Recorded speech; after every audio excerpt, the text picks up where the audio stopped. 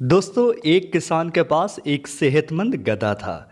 किसान इस पर बोझ लाता और घास वगैरह काटकर जानवरों के लिए घर ले आता।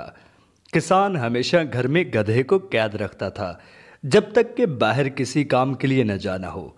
एक दिन गधा किसी तरीके से घर से बाहर निकल गया और करीब वाले जंगल में चला गया।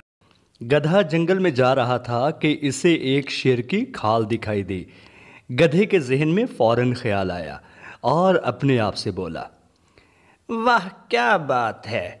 मैं ये खाल पहनकर जंगल में शेर बनकर रहूंगा और सारे जंगल पर हुक्मरानी करूंगा और किसान की गुलामी से भी जान छूट जाएगी। गधे ने फौरन शेर की खाल पहन ली और जंगल में दाखिल हो गया। एक बड़े दरख्त के नीचे खड़ा हो गया। अचानक वहां पर बकरी गुजरी। बकरी शेर को देखकर बोली, राजा जी मुझे ना खाइएगा, मेरे तो छोटे छोटे बच्चे हैं। आपका शुक्रिया होगा अगर आप मेरी जान बख्श देंगे। गधे ने बकरी को जाने का इशारा किया। फिर हाथी गधे की जानब बढ़ा। हाथी भी गधे को न पहचान सका। इसने सोचा कि शायद दूसरे किसी जंगल से शेर आया हुआ है।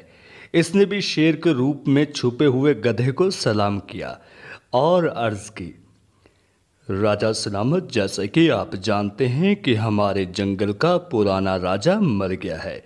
आपका हमारे जंगल में सुहागत है।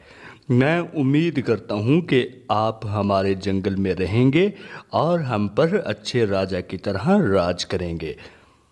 गधा हाथी की बातें सुनकर अपने आप से बोला, वाह गधे मियाँ, तेरी जिंदगी तो संवर गई।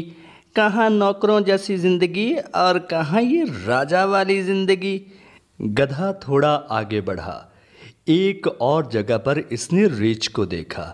रीछ भी गधे को देखकर बोला, सलाम राजा सलामत, हमारे जंगल में आने पर आपका सुहागत करता हूँ। बतलाओ क्या हुक्म है राजा सलामत। गधे ने रीछ को हुक्म दिया कि वो इसके लिए आम, सेब और शहद का बंदोबस्त करे। गधा अपने आप को राजा मान चुका था। इसने सोचा कि राजा की आवाज़ बुलंद होती है। जब वो कोई हुक्म देता है तो वो बुलंद आवाज़ में बोला तो इसकी आवाज़ जंगल में गूंज गई। फौरन वहां पर बाकी जानवर भी आ गए और गधे को खूब मारा।